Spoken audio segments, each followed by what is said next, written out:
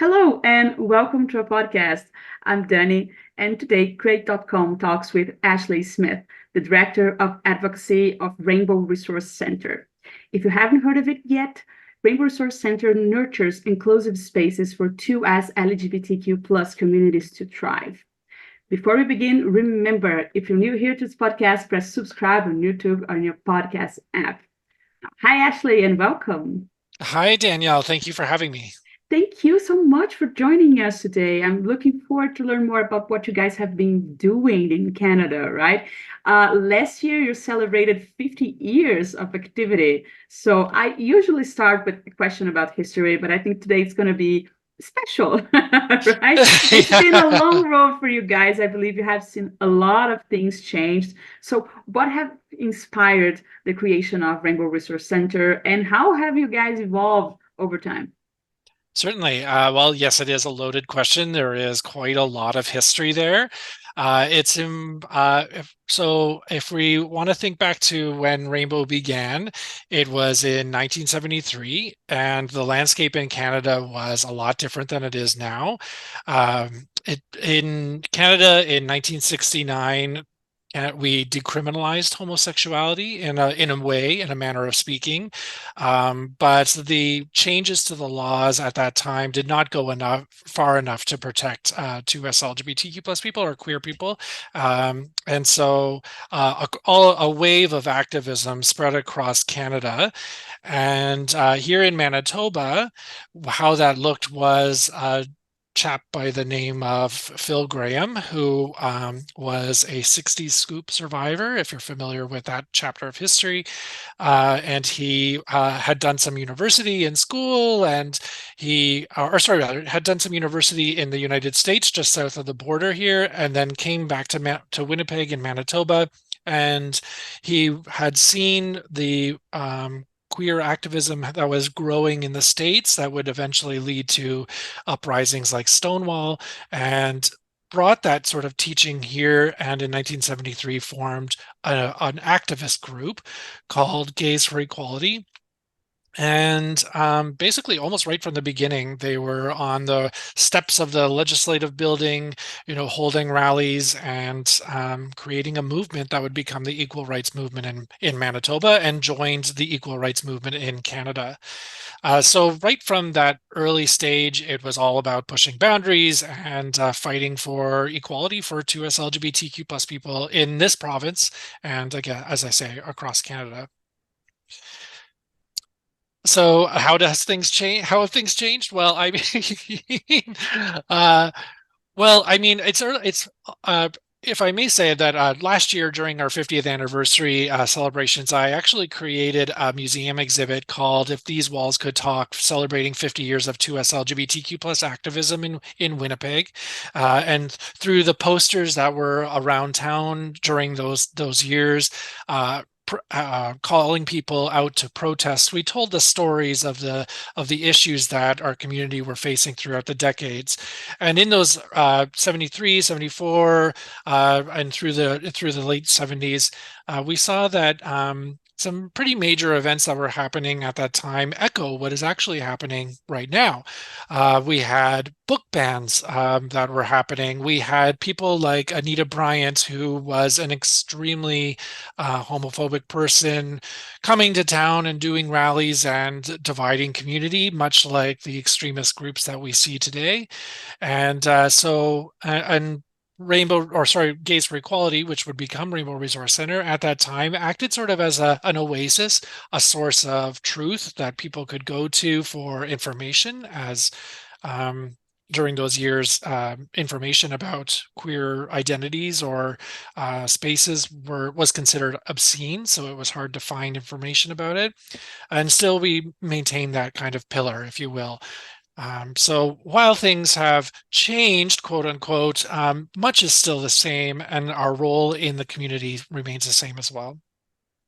Thank you for sharing this. And actually, it's an amazing, amazing trip for you guys. And I think it's important to state that some advancement was made. Like Yes, it is paramount. right. I guess Some so. things have changed. Sorry, yeah, exactly. Speaking on a global perspective, of course, things have changed here. If for those who are tuning in who may not know more about Canadian history, of course, there was the dark chapter in the 80s when the AIDS crisis happened, and in when it was the hardest here in Manitoba, which would have been the late 80s. That was what was the impetus for the activism in this community to really push for rights. So it changed from activism in the sense of marches on the legislative building and on the streets to legal battles, and pushes for inclusion in our human rights code in the province. So that actually was accomplished in 1987, where we finally won our rights. And actually, we're getting ready to celebrate the anniversary of that. Our Pride starts tomorrow. Actually, the flag raising is tomorrow, and we'll be doing our Pride Parade on June 2nd. But then after that, of course, there was a dark chapter of gay bashing, it was called, which is the same as the extremism that we're seeing in the anti-trans rhetoric and violence, and the increased rates of suicide ideation among our youth that we're seeing, and the mental health crisis that we're seeing in our youth. But in the 90s, that was a chapter that we went through. And then in the early 2000s, the individuals, stood up to our government systems and won us the right to first adoption, then marriage, and then eventually protections from hate crimes in the early 2010s, like 2013, I believe is when that happened. And then eventually we won trans rights. Again, thanks to individuals who dared to stand up and push the boundaries on and demand inclusion and protection. But it's since that 2017 winning of trans rights that we have actually seen the pendulum swing back the other way, as we say. We had sort of reached a high water mark, and now we're seeing a lot of pushback, and it is very difficult for our community right now. It would be foolhardy of me to say that, oh, we won all these things and now things are great. No, we are actually in one of our darkest chapters right now. So yeah, there's lots of work to do. Yeah, but I think it's very, very important that we highlight this, because one thing that I hear very often is, "Oh, but you guys got all of these rights. Why are you're not satisfied?" But it's not about being satisfied. One, because It's that was bare minimum. Honestly, it's bare minimum. Like yeah. I cannot highlight that enough. But on the other hand, we know that with, I think this pendulum metaphor that you used is very accurate. I think it helps us to understand better, because we did reach high things. We did go higher than we have ever gone before. But there is like this massive force pushing back. And I would like to jump into this to understand better the challenges that Absolutely. your community is facing right now, because I believe Certainly. that in Brazil we are also actually facing a lot of trouble, to keep moving forward, and there is a lot of opposition, especially when it comes to passing laws and all of this. But I also like to think that there are such cultural differences, right? So it would be really, really nice if you could learn more about what is going on in Yeah, Manitoba right now. certainly, certainly. So, a year ago is actually I've been in this role of director of advocacy for a year now, almost to the day, really.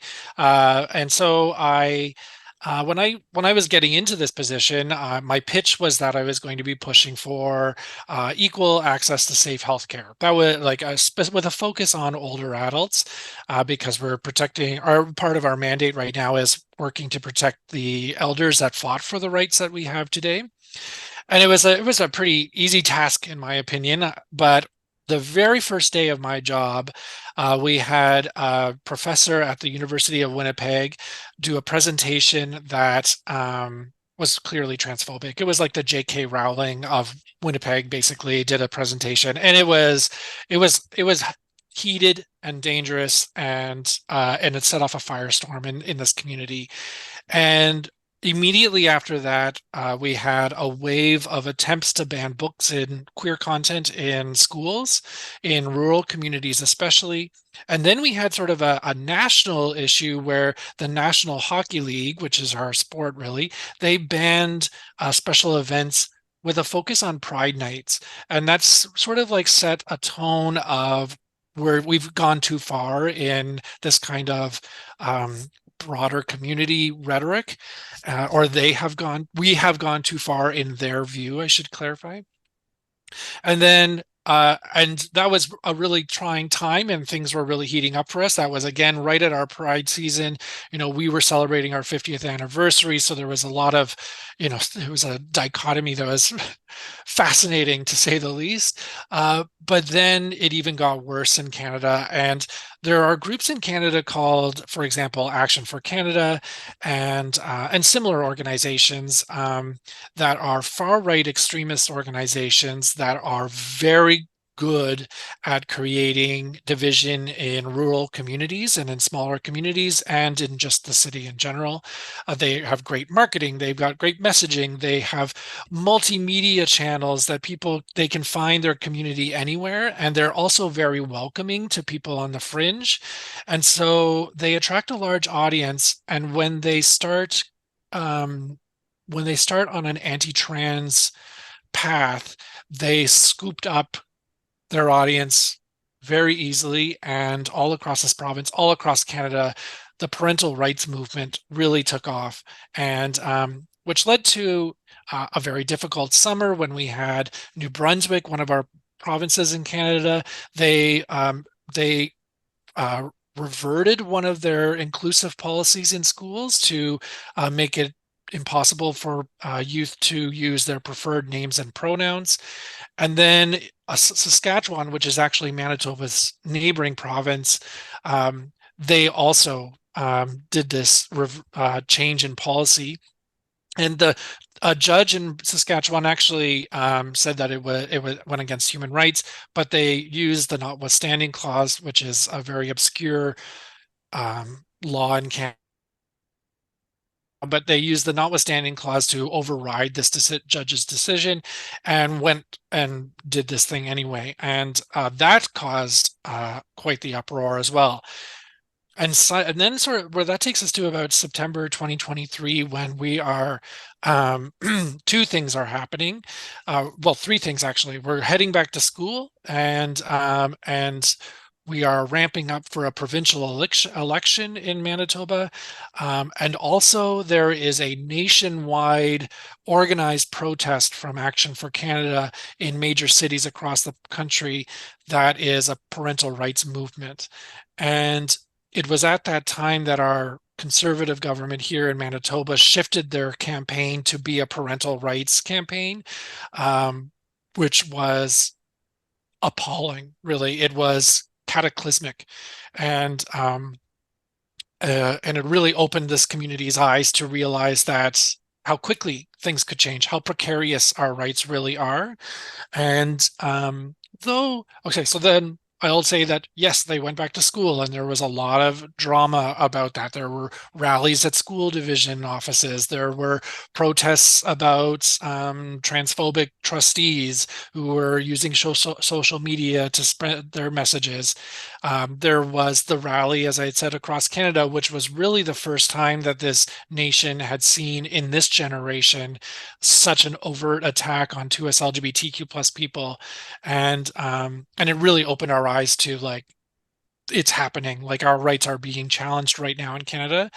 But then also this election happened. Now the Conservative government did lose that election.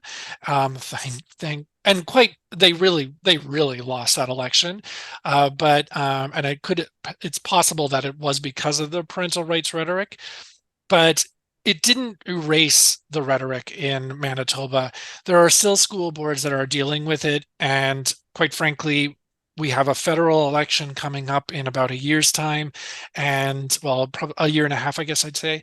And I'm pretty sure at that time we'll be seeing a resurgence of that anti-trans rhetoric, because this province federally votes conservative. So it will once again sort of reignite that audience that the Action for Canada groups have already animated. So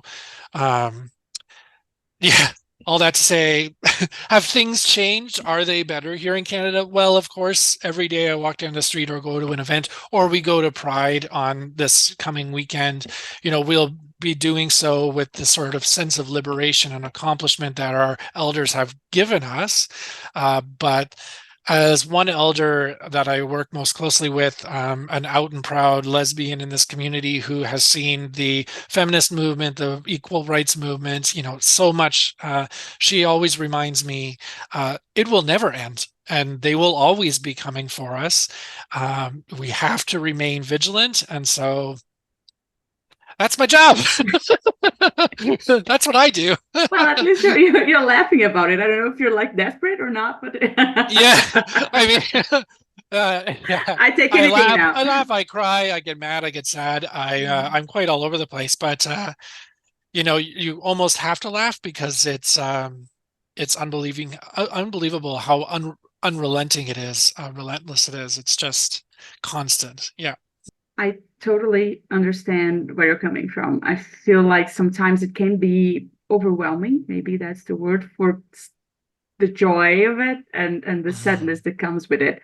But now trying to look at the oasis that you mentioned, right? Because I Right. do believe that Rainbow still works as an oasis. What are you guys have been able to offer this community, these people that are seeking for either I would assume like practical help in some sense, but also in considering your role, some more broad help, right? Yeah. To get the word out there. So what have you guys been doing? Yeah, exactly. What do we do here? So I when we think of an oasis, I think of two things. I think of safety, first of all, and also almost joy. It's joy that we kind of create here. So I mean, we do a lot at Rainbow and it covers a lot of ground. So what I'm going to do is kind of work my way up from the stuff that we have historically done to the projects that we're working on now and where we're going to go in the future. So some of our fundamental offerings are we offer free short-term counseling to community with a focus on marginalized individuals or vulnerable to systems of oppression and vulnerable to those who oppose queer rights, and we just again focusing even more so on youth, but also on our older adults. We also offer education. So we offer education at a professional level. We have instructors that go into organizations, schools, and now most recently with a focus on healthcare and long-term care for, again, older adults.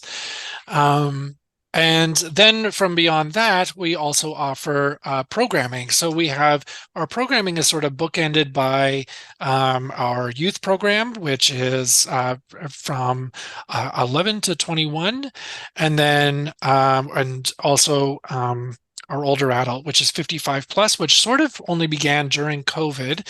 It was a community group that really took off, and that's actually was my first role here, was developing that older adult program, and I'll get back to why that's important in a minute. So then also we have a variety, I think it's like up to 9 or not even more community groups that sort of call Rainbow home and use our space as a meeting place. And they're everything from parents and family and friends of trans youth. They are gender creative, very young people who just want a space to meet, and also the families of those youth to come together and find a network. But also new Canadians meet here. A Bi Plus network meets here. There's a whole variety of trans groups that meet here, as well as just again focusing on joy. We have crafting groups and groups that play games and just real social groups. And so that's about creating community and creating a safe space, and it's a wonderful, wonderful thing. Honestly, it's so great to be working in this space and say I'm working late and I come downstairs and there's a bunch of there's a choir practicing in the boardroom. I mean, I love that. I love it so much. But then also we have a vision for the future, and that includes, I'm looking out the window here at a new construction of ours. Well, first of all, I should back up a bit and say that last year at this time, we moved into this new location of ours in the heart of Winnipeg. We can actually see our legislative building from here, where, our elders fought for the rights that we have today. And now we are building Canada's first affordable housing for 2SLGBTQ plus older adults. So it's 21 units of deeply affordable housing for older adults. And it's almost done. I mean, people will be moving in a matter of weeks. And on the ground floor is more programming space for a unit. It's important to note that this property that we're on is, we are so grateful to be on it, but we're the first center in Canada to actually own property. So we're going to make the most of this little parcel of land that we have. We have a vision of blowing out the front space here and making actually a really great third space for 2SLGBTQ plus people in this community, including a cafe, library, and just a meeting space, really. So we're really looking forward to the future, and we look forward to developing the partnerships in community, as in the capital campaign that will raise this money is making us great partnerships with organizations and individuals who are making this dream come true. So for the whole community, not just for us, it's for future generations. So really wonderful. It is amazing. It's beautiful to see the sparkle in your eyes. I hope Yeah. people are watching this on YouTube, not just listening to the Yeah. podcast. Because Yeah. I think it's something to take a deep breath and say, hey, we don't have to move. This place is Right. ours, and Yes. we're going to stay here and we're going to occupy it. And I think sometimes people forget the importance of occupying space, like really real occupying the space. It That's right. makes absolute difference. And then to see you speak of this, like this affordable housing program, and what are you guys are planning for the future, it's so motivating. I would say it's quite instigating to us. But I was curious. You mentioned the program that you started working Right. and Rainbow, and you're going to say about its importance. Well, What it's about important that? because as I've kind of been alluding to this whole time, is for about 20 years or so, since about the like 2000 and coming up, a lot of the focus of this organization's work was on youth and empowering youth and creating, for example, a summer camp. It's Manitoba's only overnight summer camp for queer and ally youth, and sort of really empowering a generation to advocate for themselves. But the attention had turned away from that generation that had fought for our rights. So when we created our older adult program, it's called Over the Rainbow. It was kind of the first time in a long time that those people who had all known each other for so long actually was able to find each other again. So the work that we're doing with the affordable housing is just part of it. We're also realizing that this generation is moving on to a very difficult time of their lives, where they will be relying on, systems for care. And so much of my work is focused on ensuring that the health system and the long-term care system is ready to support the 2S LGBTQ+ community, so that they don't have to go back in the closet to get the care they deserve, and that they know when they go into care, they will be cared for by people that have already learned everything they need to learn, and they don't need to learn on the person that's in care. Um, in my work with the older adults, the number one concern of our elders is that they will have to go back in the closet to get the care they deserve, and I'm not going to have it. I'm focusing. It's a little bit selfish. I don't want to go back in the closet. I don't think I can go back in the closet to get care in that future day when I will have to get it. So I'm going to make sure that the systems are ready for me, for my generation, for the generation that's already accessing that care. So yeah. And you're absolutely right. I mean, come on, I don't want that either. Like, and I don't want it for anyone. So it's good that it has this selfish motivation, because I believe if you're doing it for yourself, I mean, That's if you're right. taking care of yourself, you're going to take care of others. So this That's right. is what we need to have in mind. Now, Ashley, I am quite inspired by all of this. And I want to jump to the question about how people can get involved. But before that, I remember something that I want to ask, because I believe that this must come with all this work that you guys have been doing, and the way that you have evolved must have been walking hand in hand with 2SLGBT people around you, LGBTQ Mhm. plus people around you, right? So how do you work like on this exchange with the community? Like, do you receive feedback? How do you receive this response? How can you get really close to the community and make sure that you are really approaching what they need, not just Right. what you are seeing or you're perceiving as a need? We are in constant conversation with this community here. It's important to understand that Winnipeg is a very small community. Entirely, like we're about 1 million people in Winnipeg, and I think there were about maybe 1.4 million in the whole province. So everybody is in Winnipeg, basically. Um, that isn't to say that there aren't communities outside, and that is a whole topic for another day. But so, and when you talk about 1 million people, among them, how many 2S LGBTQ plus people are there? Well, Rainbow essentially exists as the heart of the community here in Manitoba. So it's as a compared to Toronto, say, where it's a much larger organization. 519 is the largest in Canada, but they serve a very huge community. Similarly in Montreal and in Vancouver. So when I say that we serve the community and we have these programs that run out of here, we have the whole. It feels like we have a constant channel or a pathway for people to come in and serve or to join us here, but also to communicate to us exactly how they feel about things. We don't always get it right. It's all right. It is a wonderful, wonderful thing to serve. So um, we always enjoy the feedback that we get, and we're working towards a future that represents everybody. Oh, I'm pretty sure you're near that. No, I do think, and I urge everyone listening to take a look at your webpage. That's right. Yeah, I mean, you can get all information from more than we have talked here and get in touch. It's Rainbow Resource Center .org. Actually, I say center, but it's not center. It's my Brazilian accent getting in the way. Well, it sounded right. It sounded Yeah, right. it sounded wrong Rainbow for me, but I Resource just want to Center. listen to it. Yeah. Yeah. All right then. I'm so But we're gonna conscious of it. yeah, a little bit maybe. But we're gonna add the link to it on the description of this episode so you Fabulous, can fabulous. easily Yeah. access you guys. And talking about getting in touch, Ashley, now, what are the best ways to help you guys keep going forward and achieve this beautiful vision of yours? Well, of course, funding, right? I mean, we are a nonprofit and we are on the precipice of major change. So donations are always welcome. And I encourage you to reach out to us to explore our webpage. Place of Pride is the project that I'm talking about the space and the housing.